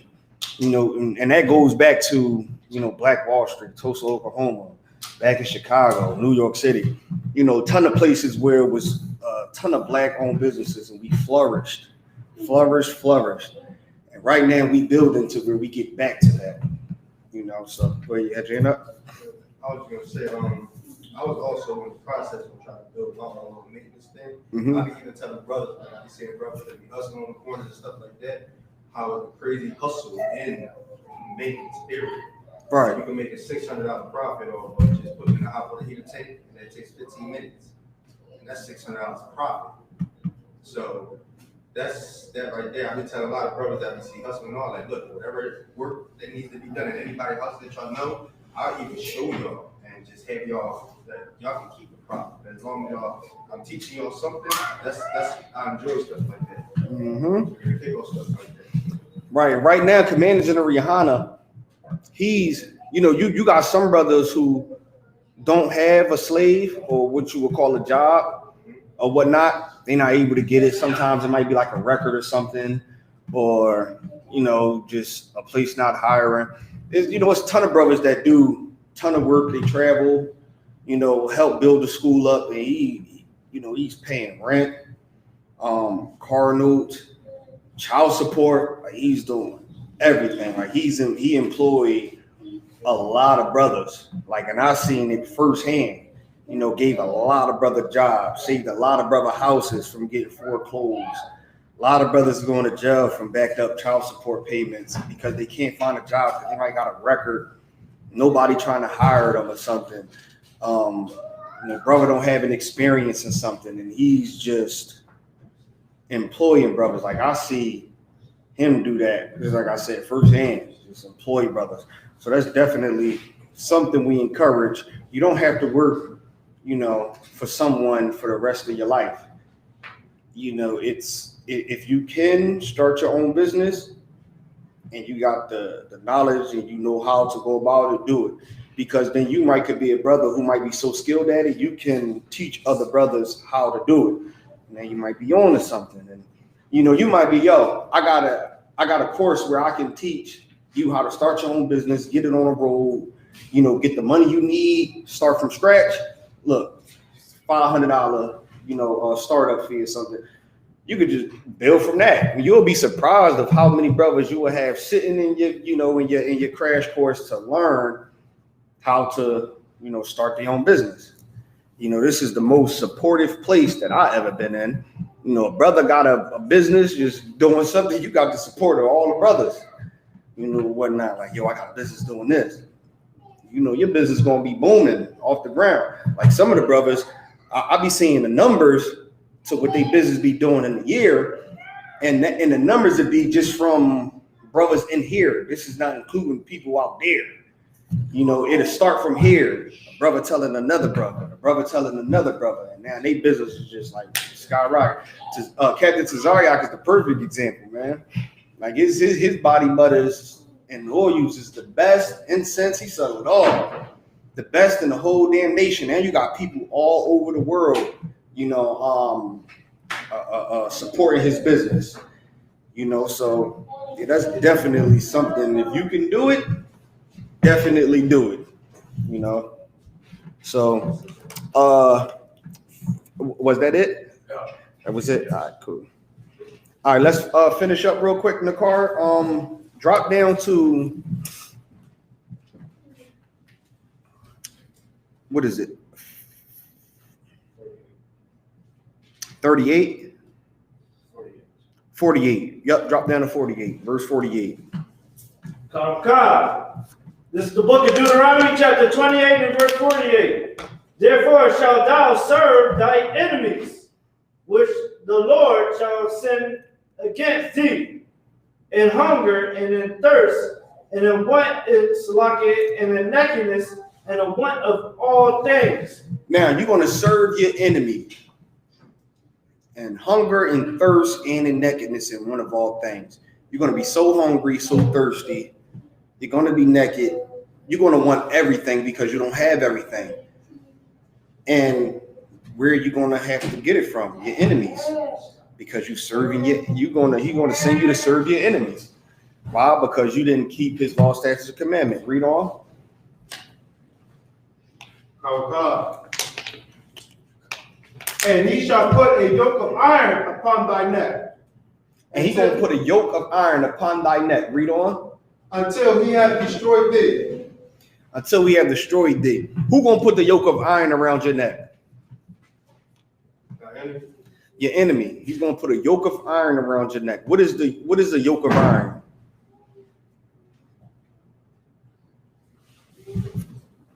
Go ahead. His control of you? Or Yeah. dominance?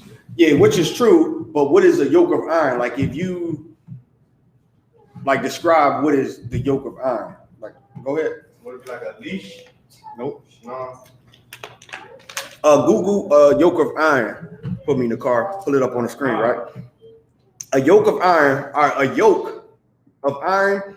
I don't know if y'all ever seen it. I know a lot of people use it when they dealing with farming. They have let's say two bulls. They'll put, it'll be, brother was kind of correct. It'll be like a leash where it latch, and then it's a long pipe that goes on to the other bull neck, and it latches around, and it keeps them, at the same, right. This is one of them. This is a yoke of iron. They'll put it around like a leash with long bars. Now they put these is for in case the slave try to escape, they got to run through a large field, and this is to help. It would get caught on a tree, or it'll get caught on the tall grass that the slave had to run through. It'll get caught on there and tangled up, and it'll be hard for them to get away because now they got the long yoke around their neck and they running. And as they running through the field, stuff is getting tangled, and before you know it, they tangled up somewhere by the neck and they holding it, and the dogs then found you. Or like I said, in farming, they would use something, but it'll just be 2 bars from here. It'll be 1 bar from here, and it'll be this on the other end with another ball, and they use that to plow the field to make sure the field is even. Go ahead. Right, so they also they put bells on it. Mm-hmm. So as you running from, the oppressor, They hear you. They hear you, and the dogs can hear you, which will help them catch up to you even faster. Read on. Oh God. Verse 49. The Lord shall bring a nation against thee from far. Shall bring a nation against thee from far. Read. From the end of the earth. From the end of the earth. Read. As swift as the eagle flieth. Swift as the eagle flieth. Read. A nation whose tongue thou shalt not understand. These people is going to come from afar, and they're going to speak a language you're not going to understand. When they come to you, you're not going to understand, which is why, who was it, Christopher Columbus? When he came over here and discovered the other 10 tribes, he had to bring Hebrew interpreters with him because he didn't understand anything that they were saying when he came over here to America and discovered the Puerto Ricans and the Mexicans and all of them, and the North American Indians. They spoke Hebrew and he didn't understand them, so he brought 2 Hebrew interpreters with him so he can translate a message to him. And he said when he got off the boat, they greeted him with a prayer, and it's in Deuteronomy. They greeted him with the prayer. It was a certain prayer that they said that they greeted him with when he got off the boat over there. But he himself said that he had to take 2 Hebrew interpreters with him to translate what these people were saying when he encountered them. Read on. Verse 50. a nation of fierce countenance, which shall not regard the person of the old, nor shew favor to the young. Listen, they not going to regardless how old you are. They cutting the baby. Nicole, he too up. They cutting the baby out the stomach, and they feeding it to alligators. The baby ain't even a day old. The baby was, the mom still got a few months to go, and they cutting the baby out the stomach, and they feeding it. I believe you might have had some pictures up here of it. And they use it as alligator bait to catch the alligators. I read one story where they tied the sister's hands up, and they cut the baby out her stomach, and they put 2 cats in her stomach and sewed it up. And the cats was in her stomach fighting to the death, killing her. Like, can you imagine? Like, they cut the stomach open, took the baby out, and they put 2 cats in there and just sewed it up. Now she got cats in her stomach, and they going at it. They in there fighting. Like, that's the type of things that they did to us. Go ahead. Respectfully, who was doing that? The Edomites, which would be known as the so-called white man. This was going on in slavery. They would, most of the people, it's a book back there we got called Tell the Children Our Story.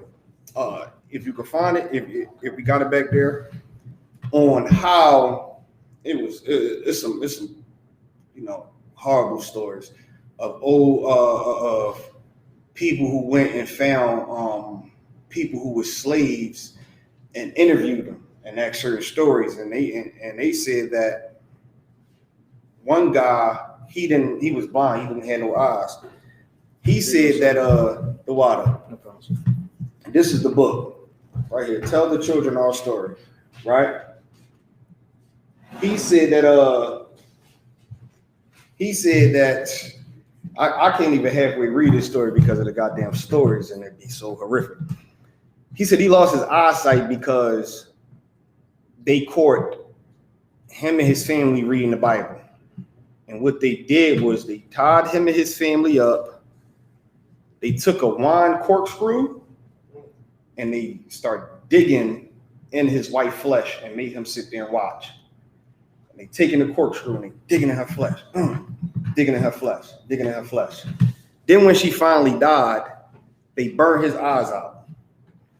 They burnt his eyes out of his skull, all because him and his family was sitting around reading the Bible, which is another misconception that the slaves couldn't read. The slaves could read. They just didn't want you to read the Bible. The proof that the slaves could read, because they had to read, they had to read the architect paper on how to build things. They had to learn how to read that.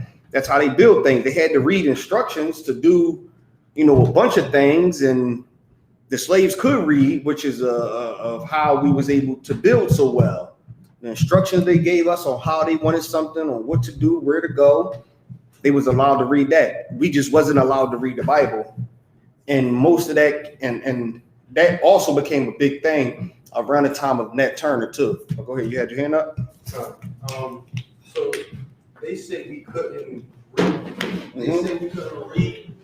Was that because of like everything probably was going into like English? Was it because of the different language, or was it just because? Nah, at that time they was translating everything into Latin. Okay.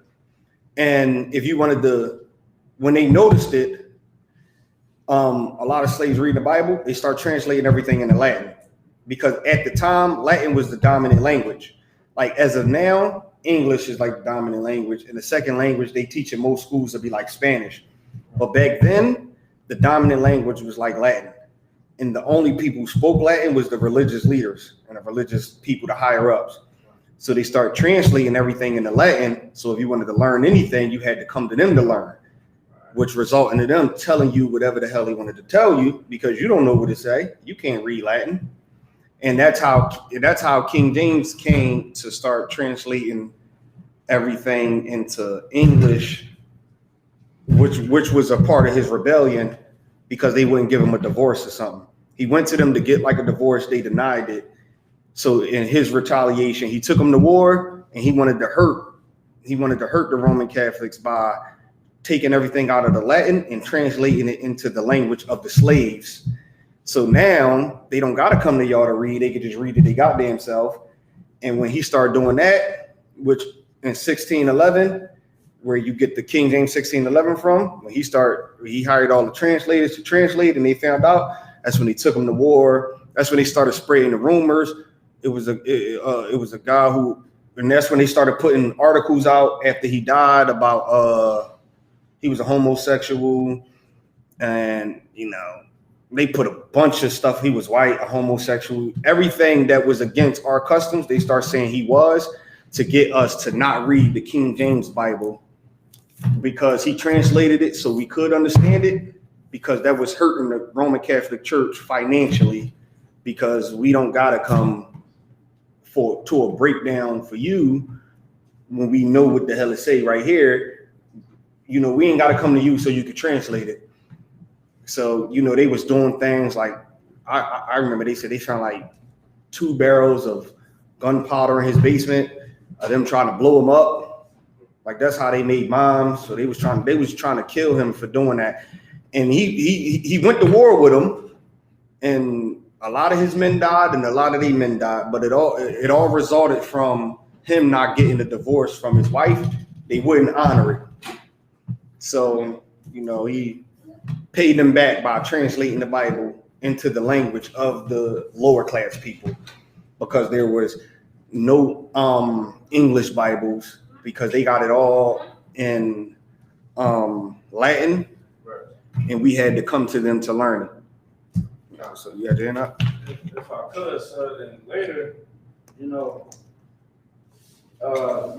we was on those plantations, they gave us a Pacific Bible, a slave Bible, Which they still sell it today, which is the small little Bible that you see that's just the New Testament, and it might have Psalms in it. That's a slave Bible. They took the Old Testament out, and they just give you the New Testament with the book of Psalms. And then you got some Bibles like the NIV, which takes out verses in it. I got like 18 verses that's missing out of the NIV that they take out. And then you got some Bibles that don't have the Apocrypha in it because of what the Apocrypha say in it. The information that the Apocrypha hold, they don't want you to read, or they don't want you to know.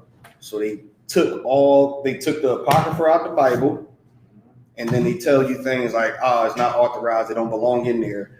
Because when you read what's in there, the Apocrypha is like straightforward.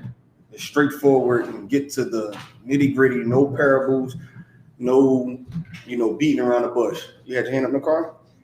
No, sir, if I could, just to expand on the Apocrypha. The Apocrypha really was explaining how we really felt, like, deeply about white people. Like the Greeks, when we ran into them, when we was going to war with them, like, it was talking about how we went to war with white people. And when we went to war with them, like, we prayed that the Lord would deliver them into our hands. We actually, they used to try to, it's a story, sir. It's a story about, when we want to eat the swine's flesh. And Give a prime example that we can't eat pork. Our dietary laws are very important, to the point where our brothers and sisters was willing to die about not eating. It really goes really in deep, and it tells you how the Lord really feels about other nations. He say that they like spittle, nothing. And he also tell you how we got from Africa here to America. Mm-hmm. It tells you the actual route that they took, and it tells you the time frame. It took like 1.5 years. And if a boat was to travel from there to here, the type of boat that they took, the scientists came up with, it would take 1.5 years. So it was linking up so perfect. The Apocrypha, the map that it gave on how we traveled and who was here before, Christopher Columbus discovered it, everything linked up so perfect. So they got to take that out and just tell you, this don't belong in the Bible or whatnot. Can I get a time check real quick? All right, do we got any questions or anything before we end it off? Go ahead, brother. Yeah, quite a bit of questions. Earlier, this brother referred to Africans as Hamites, Mhm. and he said those are Africans. Would those be considered allies of people that are descendants of the 12 lost tribes of Israel, or no? Nope. Would they be considered enemies, like the so-called Edomites? Yes. Yes. The Africans had us enslaved like every other nation, really. I mean, they prove that everyday life. You got the definition? Come, All sir. right, he gonna read the definition. This is the definition of ham. In the Bible Compact Dictionary, you know, they did research and came up with who was the Hamites and who was Ham and who was Shem, the Shemites. Go ahead. Come. This is the book is Isupk Compact Bible Dictionary, page 213. Ham, the youngest son of Noah, born probably about 96 years before the flood, and one of 8 persons to live through the flood. He became the progenitor of the dark races, not the Negroes. Ham came the father of all the dark races, but not the Negroes. Read. It's going to tell you who he became the father of. Not the Negroes, but the Egyptians, Ethiopians, Libyans, and Canaanites. Right. So right there is telling you that Ham, even when you look at the lineage in Genesis of Ham, Ham is the father of the Africans, the Ethiopians, Ethiopians, the Libyans, and the Canaanites. Ham is the father of all the African nations, right? In the history we have with the Africans is most of the law comes from us living in Egypt, and Moses is telling us not to act like them. So a lot of the things that they did, Moses tell us not to do and not to act like them. Like as far as like the tattoos, the shaving your head bald, the shaving your beard off, like it's a ton of things. Go ahead. Slights are lying down with mankind. Sleeping with another man, a man sleeping with men, women sleeping with women. The things we eat. A lot of the law comes from what Moses seen in his time frame of living in Egypt, and then the slavery they had us under, which is how we got the pyramids as of today. The Bible tells us we built the pyramids. History tells us we built the pyramids under the slavery of the Africans. They had us in slavery.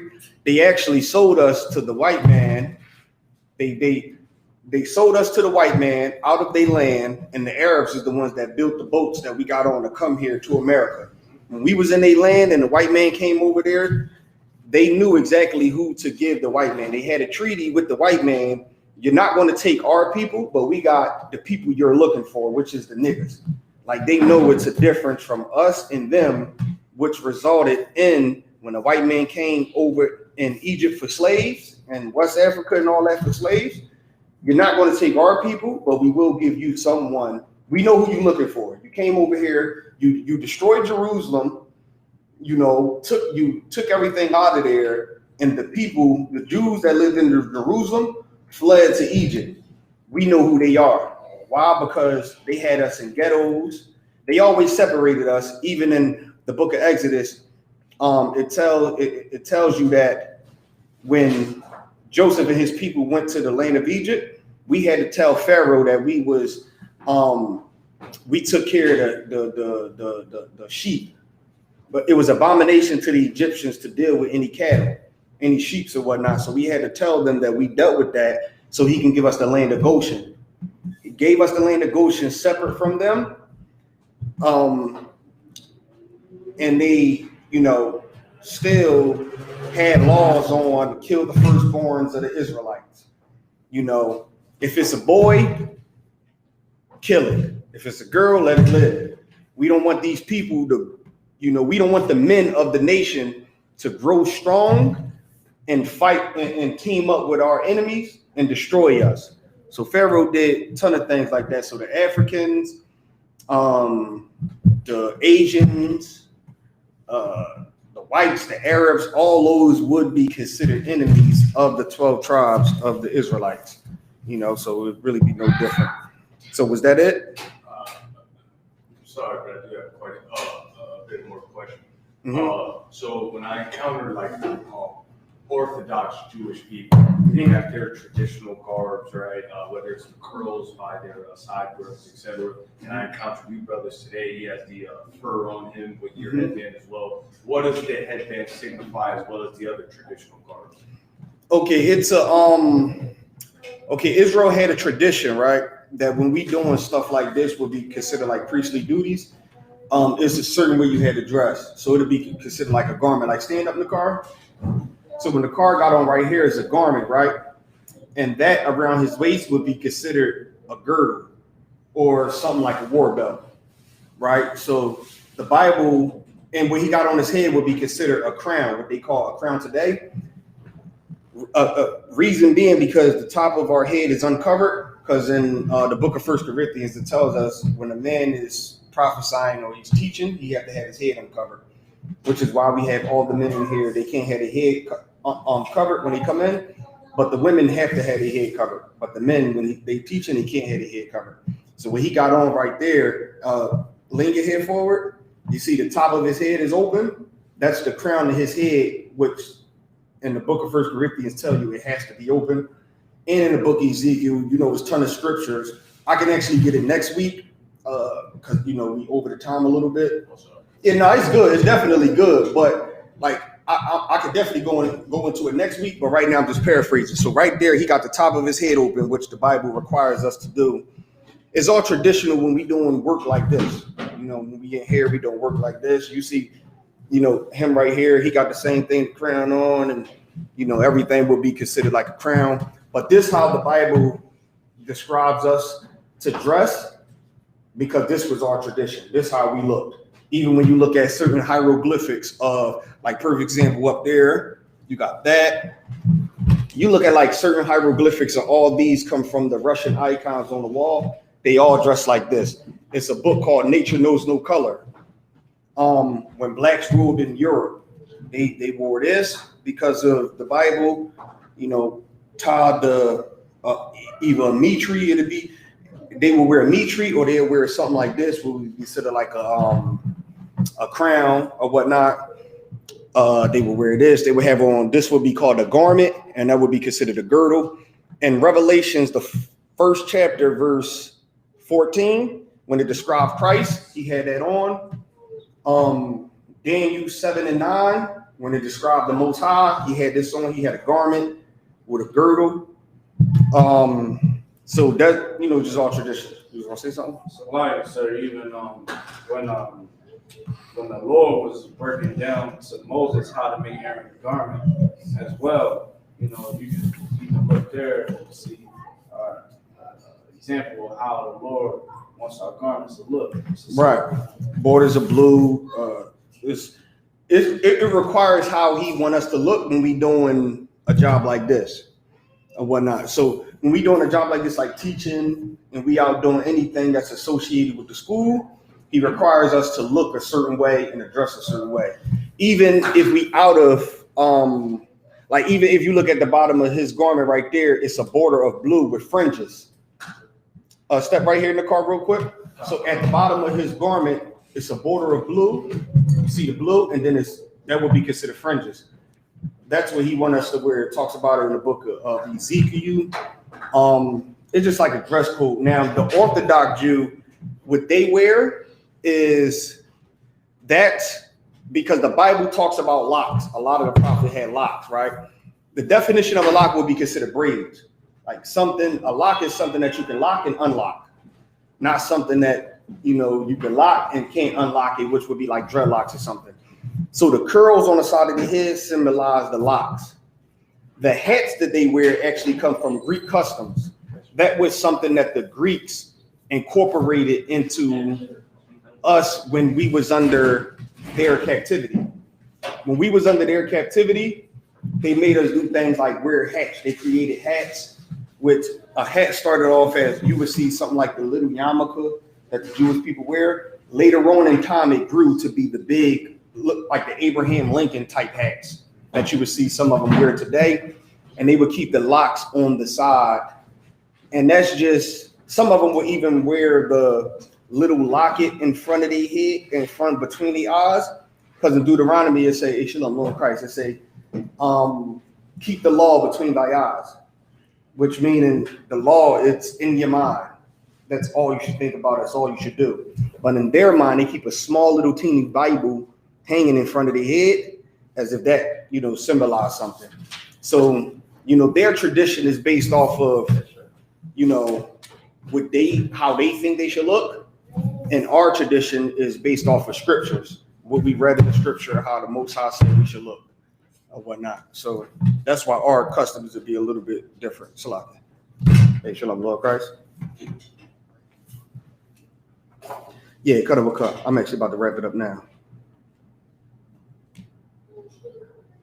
Okay, I ain't about. All right, Shalom, Lord Christ. All right. So was that it? You said you had a few more questions?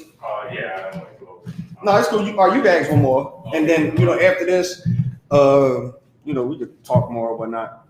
I'll go up The brother in the back also referred to, I believe, I'm not sure if you referred to your wife as your rib. Is that correct? Mm-hmm.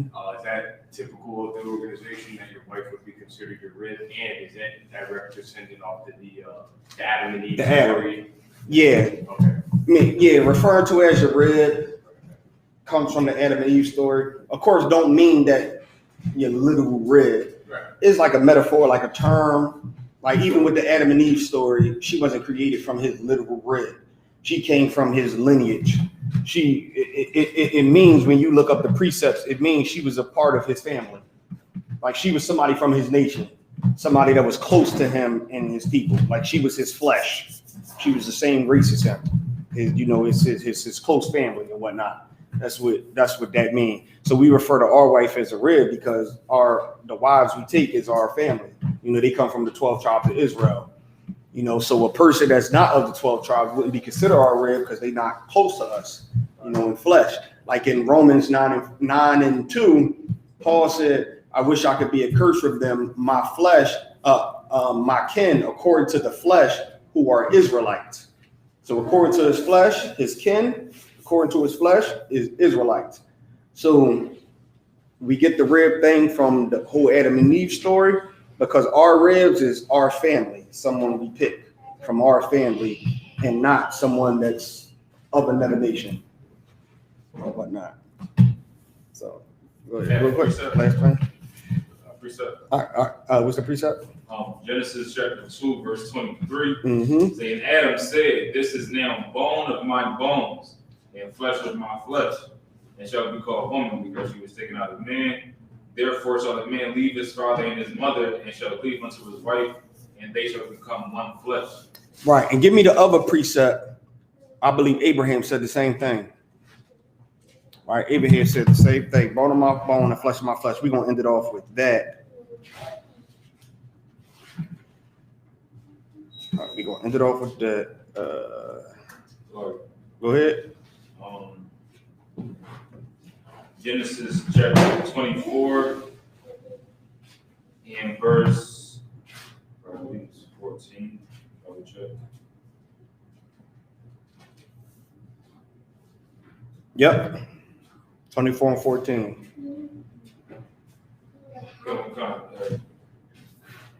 Genesis chapter 24, verse 14. And let it come to pass that the damsel to whom I shall say, let down thy pitcher, I pray thee, that I may drink, and she shall shake.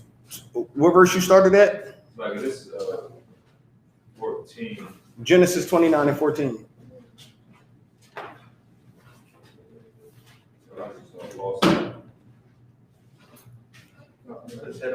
It was another precept to where I'm not sure if it was in like First Kings or something like that, where it was like it was speaking on war, and it was saying like basically his kinsman was like his rib or they was like the bone of the bone. It was something like that. Mm-hmm. If I'm not mistaken. I'm trying to find it. Yeah. Go ahead. Genesis chapter 29, verse 14. And Laban said to him, surely thou art my bone and my flesh.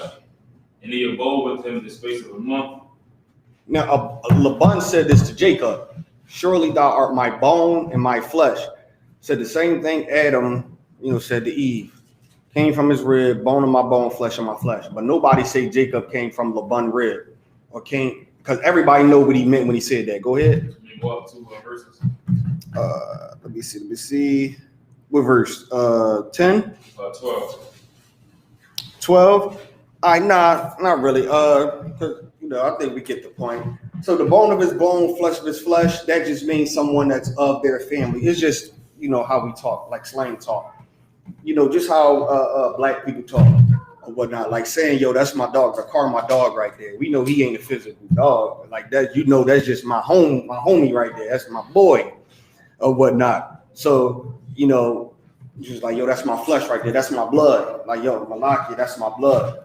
I mean, that's my brother. Like everybody know that's my physical brother or whatnot. So, so that was it. So real quick, I'm gonna end the class off. I'm gonna pass the class over to Priest and Officer Nakar. First.